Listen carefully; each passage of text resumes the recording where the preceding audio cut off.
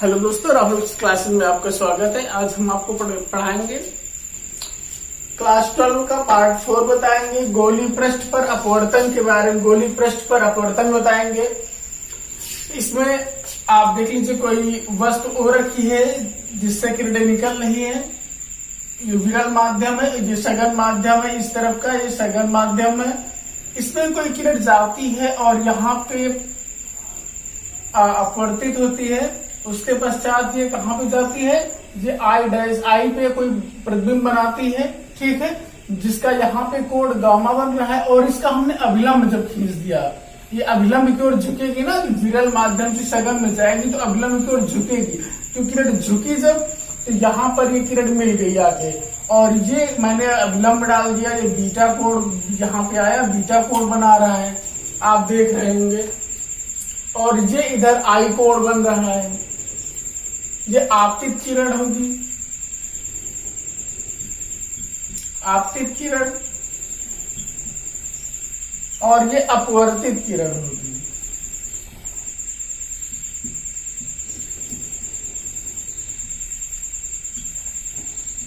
ये अपवर्तित किरण होगी। आपको समझ में आ गया होगा। अब आपको हम सबसे पहले, आप इसमें देखिए त्रिभुज कितने बन रहे हैं। पहले NOM सबसे पहले इसमें देखेंगे, इससे एक फार्मूला बनेगा। इसमें सबसे आपको ये जो है, इसको हम आपको बता रहे हैं। इसमें आप सबसे पहले देखिए त्रिभुज NOM में, NOM त्रिभुज NOM में, त्रिभुज NOM में आप देख रहे हैं, इसमें ये अल्फा कोण बन रहा है। कौन सा कोण? अल्फा। जब अल्फा का मान, अल्फा मतलब मान लो ये कोण बहुत छोटे हैं, माना सभी कोण बहुत छोटे हैं, माना सभी कोण बहुत छोटे हैं।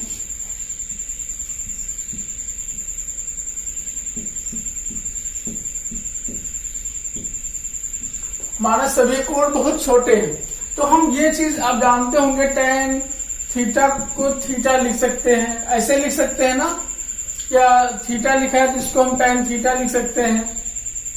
जो मैथ में पढ़ा होगा आप लोगों ने, ठीक है। अब आपको हम आगे बताते हैं। त्रिभुज NOM ले लिया, NOM यानी क्या, इसको यहाँ पे कोण अल्फा है, tan अल्फा ले लिया। तो थीटा की सामने वाली भुजा लंब होती है, ये वाला। और इसमें एक चीज और देख लीजिए, अभी आप इसको मत लीजिए, आप इसको मानो कि ये P बिंदु M के अति निकट है। माना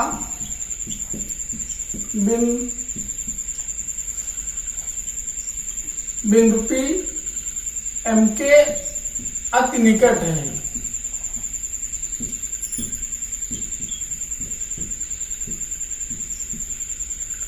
इतना समझ में आ गया। माना कि जो बिंदु है M, जो बिंदु है, जो P बिंदु है M के बिल्कुल निकट में है, इसलिए हम P की जगह पर M को भी लिख सकते हैं, है ना। ये समझ में आ गया होगा। अब जैसे कि आपने माना था कि tan अल्फा बराबर, तो अल्फा के सामने वाली, tan थीटा के सामने वाली भुजा लंब होगी, ये लंब हो जाएगी। MN का हो जाएगा, क्योंकि P को हमने यहाँ पे मान लिया है। तो MN लंब बटे आधार होता है, जैसे कि आप सभी लोग जानते होंगे। tan थीटा बराबर क्या होता है? लंब बटे आधार। यानी यहाँ पे tan अल्फा बराबर है, तो MN जो हुआ ये लंब हो गया, आधार क्या हुआ? OM हो गया, ठीक। ये क्वेश्चन नंबर फर्स्ट बन गया। अब आगे देखिए tan बीटा। अब ये tan बीटा को ले लीजिए, बीटा को ले लिए आप, tan बीटा को ले लीजिए। बीटा के सामने वाली भुजा लंब हो जाएगी, यानी MN लंब हो जाएगा। M और N लंब हो जाएगा, और नीचे आधार MC हो जाएगा, MC हो जाएगी। क्वेश्चन नंबर सेकंड बन गया। आप इसको नोट कर लीजिए। फिर आगे हम चलो इधर बताते हैं tan गामा। तो ऐसे हम गामा बनाते हैं। tan गामा बराबर, अब ये देखिए कि ये वाली भुजा इसमें लंब हो जाएगी और आधार ये पूरा हो जाएगा। तो इसमें क्या होगा, mn अपान mi। ये क्वेश्चन नंबर 4 बन गया। ये समझ में आ गया होगा। आप सभी लोग पहले चित्र बना लीजिए, फिर इसको नोट कर लीजिए, फिर उसको आगे हम बताते हैं। अब इसमें आप लिखते हुए चलिएगा कि अपने हिसाब से कि त्रिभुज NCM में, यहां पर लिख लेना त्रिभुज NCM में, और इस वाले में भी तो त्रिभुज लिखोगे, त्रिभुज लिख लेना NIM में, त्रिभुज NIM में, क्योंकि त्रिभुज N I और M बन रहा है ना, ये चीज आप लिखते चलेंगे। अब आप इतने को नोट कर लीजिए या स्क्रीनशॉट ले लीजिए, उसके बाद हम आगे बताते हैं। ये मिटाना पड़ेगा क्योंकि बड़ा डेरिवेशन है, एक बार में बोर्ड में नहीं आएगा।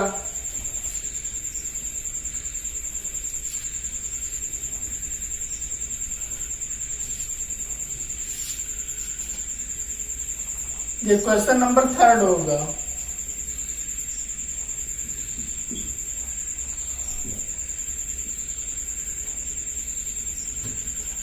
ये इतना समझ में आ गया आप लोगों को। अब आपको हम आगे बताते हैं। अब एक चीज आप लोग देखिए कि ONC जो NOC कोड बन रहा है, इसमें ये आई जो है बहिष कोण बन रहा है। त्रिभुज NOC में आई क्या बहिष कोण बन रहा है।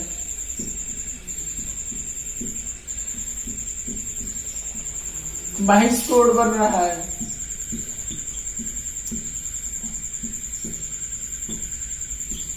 बहिष कोण बन रहा है। अब एक कंडीशन आपने पढ़ी होगी कि बहिष कोण मतलब जो अंदर वाले कोण होते हैं उनका, जैसे मान लो हमने ऐसे त्रिभुज बना दिया ऐसे, तो ये वाला कोण बहिष कोण हो गया। तो इसकी कंडीशन भी एक होती है, ये दो कोणों का योगफल जो होगा इस वाले कोण के बराबर होगा। ठीक है, तो उसी हिसाब से इस वाले और इस वाले कोण का योगफल इसके बराबर होगा, यानी आई बराबर क्या हो जाएगा,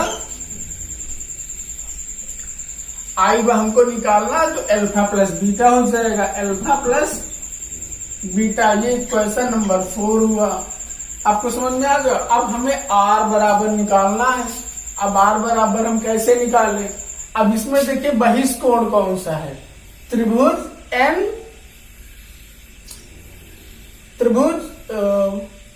NCI में, त्रिभुज NCI में इसमें कौन सा बहिष कोण है, बीटा कोण बहिष कोण है। बीटा कोण जो है बहिष कोण है।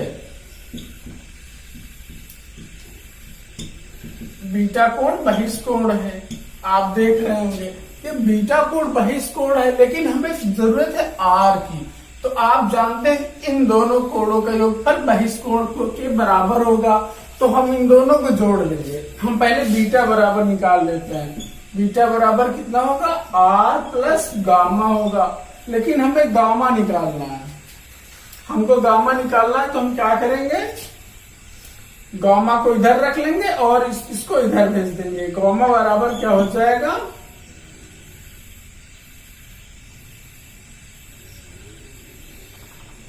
हमको आर निकालना है।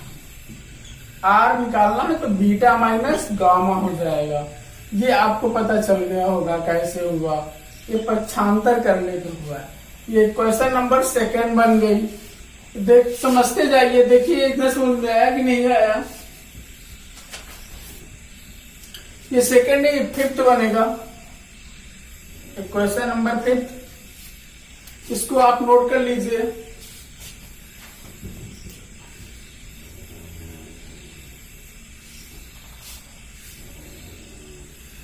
अब नोट कर लिए होंगे।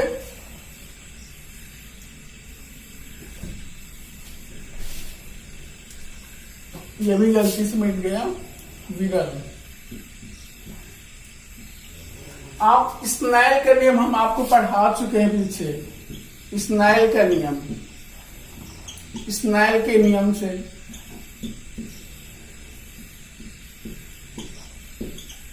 निरपेक्ष मान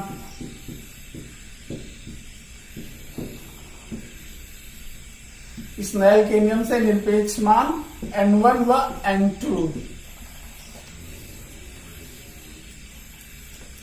निरपेक्ष मान। अब लिख लो sine i upon sine r बराबर n1 अपान n2। इतना समझ में आ गया? वो सॉरी n2 अपान n1 होगा, निरपेक्ष मान लिखे जा रहा है n2 अपान n1। अब इसको मल्टीप्लाई कर लो, ठीक है। इसका गुणा इसके साथ हो जाएगा, multiply n1 sine i is equal to n2 sine r. इतना तो समझ में आ गया होगा सबको। अब मान लीजिए कि कोण बहुत छोटे हैं। कोण क्या है? कोण अति सूक्ष्म है। कोण कैसे है सब? ये सारे कोण बहुत छोटे छोटे हैं, कोण अति सूक्ष्म है।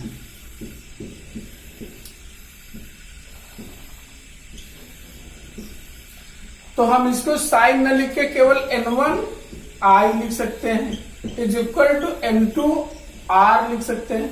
इतना समझ में आ गया होगा सभी को। कि नहीं आया है तो फिर समझा रहा हूं। स्नेल का नियम हमने आपको बताया था कि sine i upon sine r निरपेक्ष मान है, तो n2 अपान n1 कर दिया। अब मल्टीप्लाई जब किया तो n1 साइन आई आया और n2 साइन आर आया।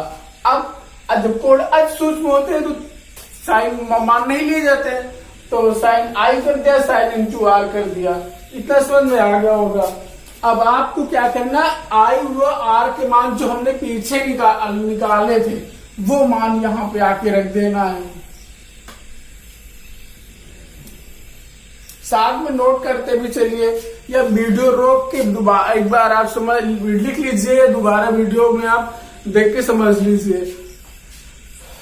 अब आप जब आई बराबर क्या निकला था? अल्फा प्लस बीटा, ऐसे कुछ निकला था, याद करो।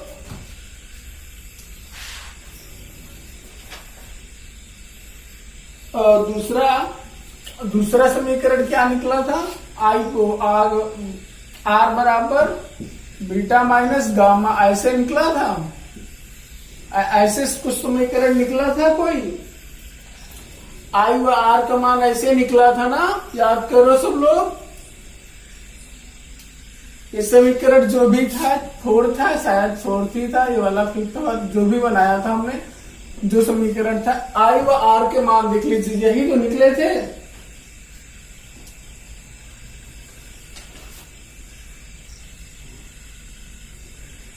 अब यही मान रखना है वहां पे n1 आई बराबर n2 आर में।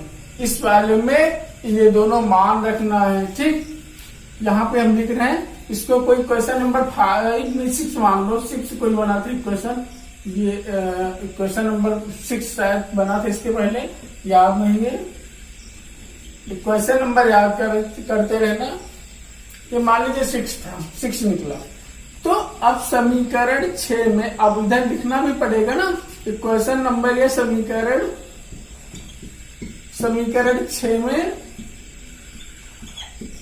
आई व आर का मान रखने पर, आई व आर का मान रखने पर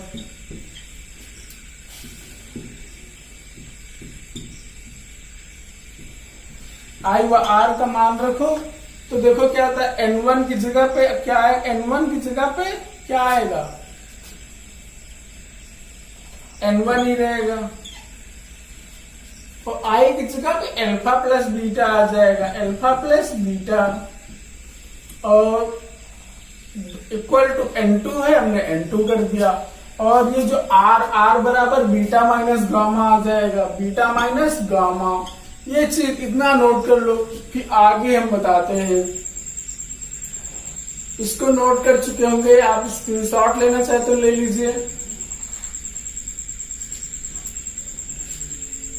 ये आ गया, जिसको मल्टीप्लाई कर लो अंदर, N1 अल्फा आ जाएगा प्लस N1 बीटा आ जाएगा इक्वल टू N2 बीटा आ जाएगा माइनस N2 गामा आ जाएगा।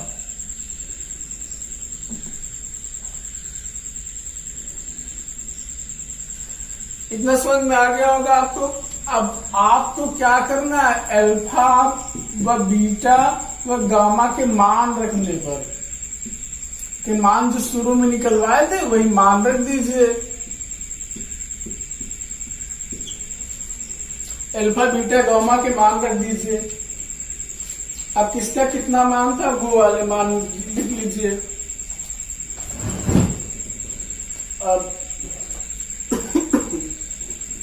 अब इसको मिटा दे रहे हैं। N1 लिखा, अल्फा बराबर क्या आया था, लंब बटे आधार यानी MN बटे MO, MN अपान MO आया था। कितना आया था, अल्फा का मान और प्लस N1 लिखो। बीटा का मान कितना निकला था, बीटा बराबर MN अपान ये जो दूरी होगी PC वो MC होगी, MN अपान MC। और गामा का मान निकाल लो, इक्वल टू लिखो, इक्वल टू लगाओ। अब N2 लिखा, N2 लिखो। अब बीटा का मान देखो क्या निकल रहा है, बीटा का मान MN अपान MC, MN अपान MC निकल रहा है। ये समझ में आ गया। अब माइनस लगाया, N2 लगा, N2 लगा दिया। अब गामा का मान रखो, गामा का मान क्या निकला था, MN अपान MI। तो यहाँ पे MN अपान MI, इतना समझ में आ गया होगा।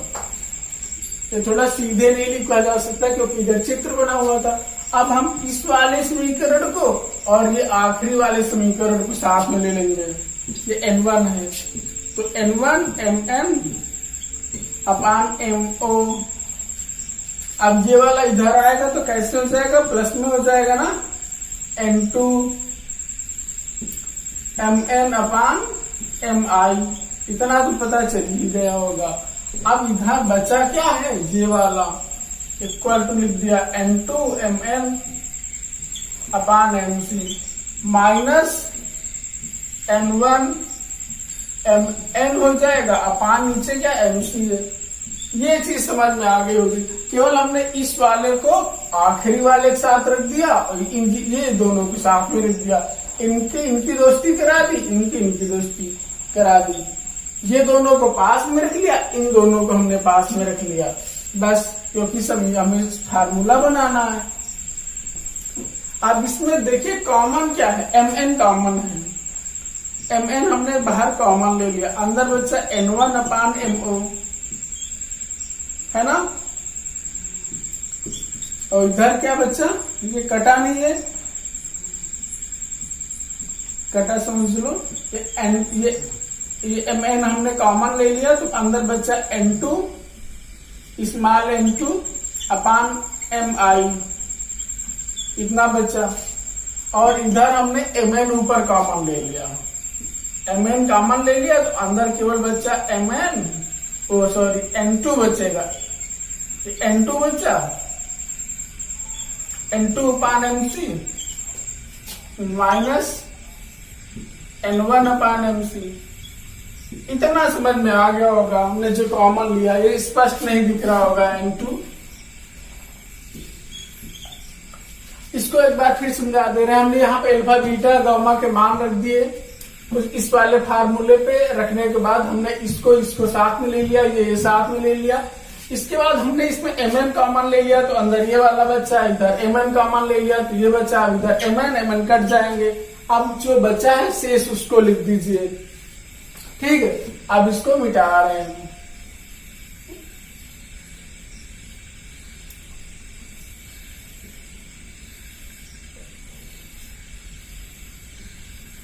अब अंदर बचा है N1 अपान MO प्लस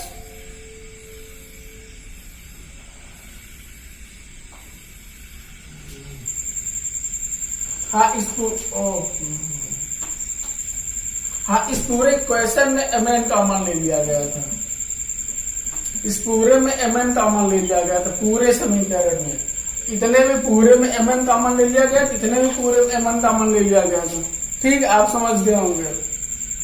प्लस n2 अपान mi। ठीक, एक तरफ इतना बचा और आगे क्या बचा है, n2 minus n1, n2 minus n1।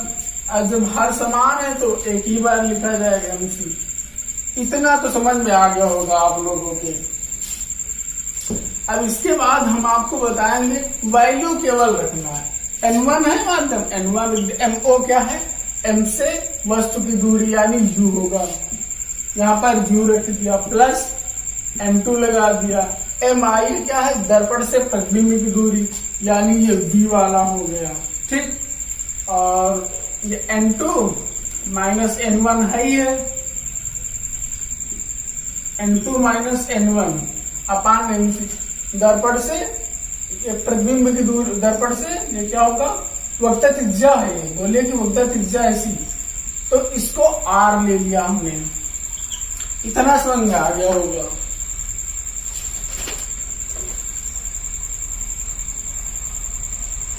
और ये चीज माइनस में होगी क्योंकि हमने चिन्ह परिपाटी वाला नियम बताया था, इसके इस तरफ जो भी चीज आएगी माइनस में होगी, इसलिए u माइनस में होगा, बाकी सब दाईं तरफ रहेगा तो सब प्लस में रहेगा। तो u जब माइनस में हो जाएगा तो इसको ऐसे भी लिख सकते हो, n2 अपान v माइनस n1 अपान v बराबर n2 माइनस n1 अपान r। इतना समझ में आ गया होगा। यही फार्मूला प्रूव करना था हमें। इतना समझ में आ गया।